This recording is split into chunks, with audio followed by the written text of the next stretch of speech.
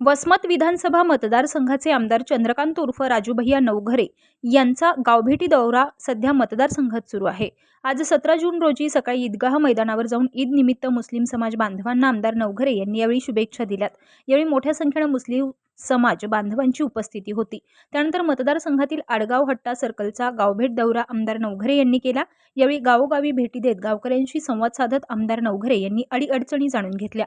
आमदार राजूभैया नवघरे यांच्या माध्यमातून दिलेल्या 10,16,00,000 निधीच्या विकास कामांचा लोकार्पण सोहळा यावेळी पार पडला।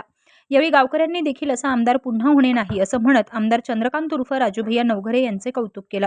यावेळी राजूभैया नवघरे सेवा प्रतिष्ठानचे अध्यक्ष बाळूमामा ढोरे, सभापती तानाजी बेंडे पाटील, गौतम दवणे, आदित्य आहेर, विश्वनाथ फेगडे, रमेश मानवते, आशीर्वाद इंगोले, किरण देशमुख, गजानन ढोरे सरपंच, चंद्रकांत काळे उपसरपंच, विनोद कदम उपसरपंच, संतोष कदम उपसरपंच, विनायक माखाणे, अनंता चव्हाण सरपंच आदींची यावेळी उपस्थिती होती। त्यानंतर मतदारसंघातील महमदपूरवाडी येथे आदिवासी वस्तीत सिमेंट रस्त्याचं लोकार्पण आमदार राजूभैया नवघरे यांच्या हस्ते करण्यात आलं।